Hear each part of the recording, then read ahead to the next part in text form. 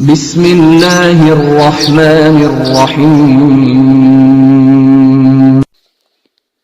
نحمده ونصلی علی رسولہ الکریم اما بعد فاعوذ باللہ من الشیطان الرجیم بسم اللہ الرحمن الرحیم۔ پاکستان کو بنانے کا مقصد صرف ایک ملک بنانا نہیں تھا، بلکہ ایک ایسا ملک بنانا تھا جہاں دین حق کو قائم و دائم کیا جا سکے اور ہر مسلمان اس ملک میں دین اسلام پر آزادی سے عمل کرے۔ پاکستان کی تحریک کا نعرہ ہی اس کا مقصد واضح کر دیتا تھا کہ پاکستان کا مطلب کیا، لا الہ الا اللہ۔ لیکن جب پاکستان بن گیا تو یہودیوں نے فوراً یہ دعویٰ کیا تھا کہ ہم دنیا کے نقشے سے پاکستان کا نام و نشان مٹا دیں گے اور آئندہ آنے والی نسلیں پاکستان کا نام تک نہ جانتی ہوں گی۔ پھر یہود و نصارہ نے یہ بات پھیلانا شروع کر دی کہ پاکستان دین کے نام پر نہیں بنا اور نہ ہی اس کا مقصد یہ ہے کہ یہاں پر دین اسلام کے قانون نافذ کیے جائیں، بلکہ پاکستان کو آزادی کے لیے حاصل کیا گیا ہے تاکہ یہاں پر رہنے والے جس طرح چاہے آزادی سے زندگی بسر کریں۔ اس مقصد کے لیے انہوں نے قائد اعظم اور علامہ صاحب کی سیرت کی کتابوں کو عوام الناس سے پوشیدہ رکھنے کی کوشش کی۔ ان کے متعلق صرف ایک پہلو واضح کیا جاتا ہے کہ وہ آزاد خیالی کے مالک تھے، بلکہ اب تو کوشش کی جاتی ہے کہ ان کا نام تک تعلیمی نصاب سے ختم کر دیا جائے۔ اسی لیے قائد اعظم فرماتے تھے کہ میں یہ سمجھنے سے قاصر ہوں کہ لوگوں کا ایک طبقہ جو دانستہ طور پر شرارت کرنا چاہتا ہے یہ پروپیگنڈا کر رہا ہے کہ پاکستان کے دستور کی اساس شریعت پر نہیں کی جائے۔ آج بھی اسلامی اصولوں کا زندگی پر اسی طرح اطلاق ہوتا ہے جس طرح 1300 برس پہلے ہوتا تھا۔ علامہ صاحب اور قائد اعظم اولیاء کرام سے بے پناہ عقیدت و محبت رکھتے تھے اور حضرت قبلہ عالم پیر سید جماعت علی شاہ صاحب رحمۃ اللہ علیہ سے بہت محبت کرتے تھے، اور قبلہ عالم فرماتے تھے کہ قائد اعظم اور علامہ صاحب ولی اللہ ہیں۔ پاکستان بنانے میں اولیاء کرام اور حضور اقدس صلی اللہ علیہ وآلہ وسلم کی توجہ پاک مکمل طور پر شامل تھی۔ اسی لیے جب قائد اعظم 1930 میں ہندوؤں کے منفی رویے اور مسلمانوں کی بے حسی کے سبب دل برداشتہ ہو کر انگلستان چلے گئے تو علامہ صاحب نے قائد اعظم کو واپس لانے کے لیے بہت کوشش کی اور آپ کو خطوط لکھے کہ آپ واپس تشریف لے آئیں اور مسلمانوں کی قیادت کا ذمہ اٹھائیں۔ قائد اعظم کو واپس لانے کے لیے لیاقت علی خان صاحب خود لندن گئے اور آپ سے ملاقات کر کے آپ کو واپس آنے پر قائل کیا۔ قائد اعظم واپس آئے تو آپ نے اپنے بعض دوستوں سے فرمایا کہ در حقیقت میں حضور اقدس صلی اللہ علیہ وآلہ وسلم کے حکم پر واپس آیا ہوں۔ خواب میں مجھے حضور اقدس صلی اللہ علیہ وآلہ وسلم نے ارشاد فرمایا کہ محمد علی واپس ہندوستان میں جاؤ اور وہاں کے مسلمانوں کی قیادت کرو اور میں تمہارے ساتھ ہوں اور انشاءاللہ تم کامیاب ہوگے۔ قائد اعظم نے یہ خواب سنایا اور تاکید کی کہ میری زندگی میں یہ خواب کسی سے بیان نہ کیا جائے۔ قائد اعظم کے چند اقوال پڑھ کر اندازہ کریں کہ پاکستان بنانے کا مقصد کیا تھا۔ پاکستان مشیت ایزدی اور حضرت محمد مصطفیٰ صلی اللہ علیہ وآلہ وسلم کا روحانی فیض ہے کہ جس قوم کو برطانوی سامراج اور ہندو سرمایہ دار نے کرتاس ہند سے حرف غلط کی طرح مٹانے کی سازش کر رکھی تھی، آج وہ قوم آزاد ہے اور اس کا اپنا ملک، جھنڈا، حکومت، سکہ ہے اور اپنا آئین و دستور ہے۔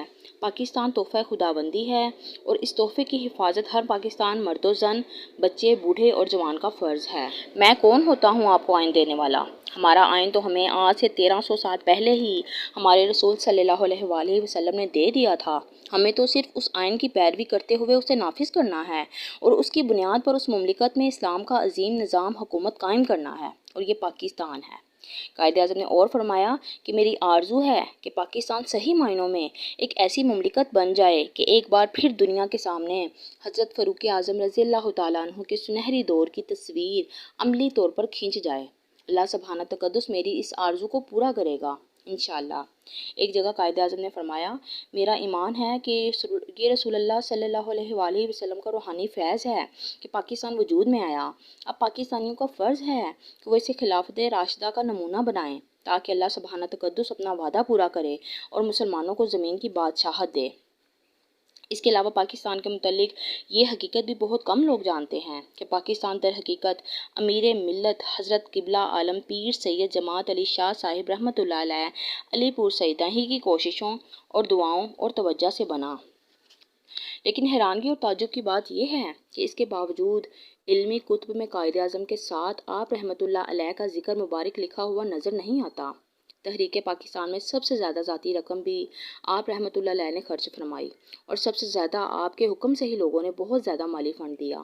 اس کے علاوہ زیادہ تر لوگ صرف آپ رحمۃ اللہ علیہ کے حکم پر ہی اس تحریک میں شامل ہوئے۔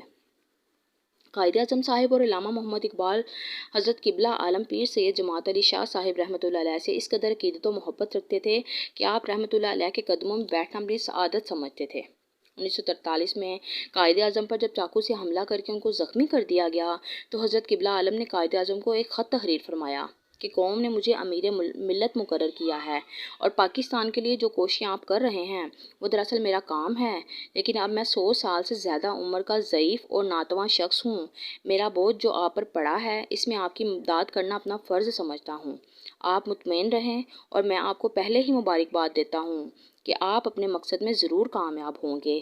آپ کو حصول مقصد میں کتنی بھی دشواریاں آئیں، آپ پیچھے نہ ہٹیں، اور آپ مجھ سے وعدہ کریں کہ آپ اپنے مقصد سے ذرا بھر نہیں ہٹیں گے۔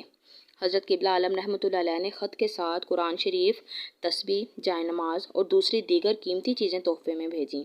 چند دنوں بعد قائد اعظم نے خط کا جواب بھیجا اور لکھا کہ جب آپ کی دعا میرے شامل حال ہے تو میں اپنے مقصد میں ابھی سے کامیاب ہوں، اور میں آپ سے وعدہ کرتا ہوں کہ میری راہ میں کتنی بھی تکلیفیں کیوں نہ آئیں، میں اپنے مقصد سے پیچھے نہیں ہٹوں گا۔ آپ نے مجھے قرآن شریف اس لیے عنایت فرمایا کہ میں مسلمان کا لیڈر ہوں، اور جب تک قرآن شریف اور دین کا علم حاصل نہیں کروں گا تو میں کیا لیڈری کر سکتا ہوں۔ لہٰذا میں وعدہ کرتا ہوں کہ آئندہ باقاعدگی سے قرآن شریف پڑھتا رہوں گا اور دین کا علم حاصل کروں گا۔ آپ نے مجھے جائے نماز اس لیے عطا کیا ہے کہ جب میں اللہ سبحانہ تقدس کا حکم نہیں مانتا تو مخلوق میرا حکم کیوں مانے گی۔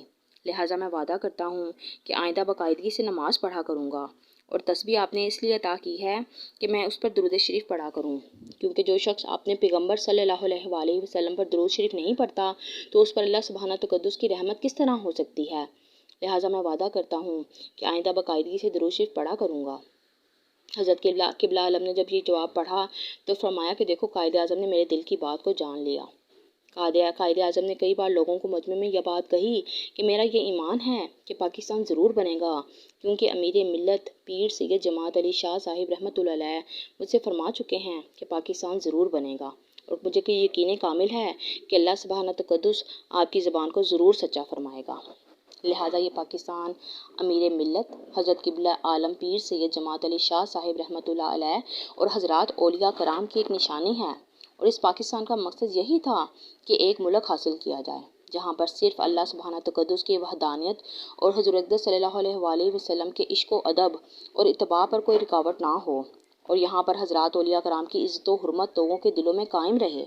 بس یہ ملک پاکستان اولیاء کرام نے بنایا، اور انشاءاللہ تعالی جب تک حضرات اولیاء کرام سے محبت کرنے والے موجود ہیں ملک پاکستان قائم و دائم رہے گا انشاءاللہ۔ اللہ تعالی ہمیں پاکستان کی حفاظت کرنے کی توفیق عطا فرمائے، اور اللہ تعالیٰ اس کو اپنے حفظ و ایمان میں رکھے۔ اللہ تعالیٰ پاکستان کو اسلام کے مطابق چلنے کی توفیق عطا فرمائے۔ پاکستان زندہ باد، پاکستان پائندہ باد۔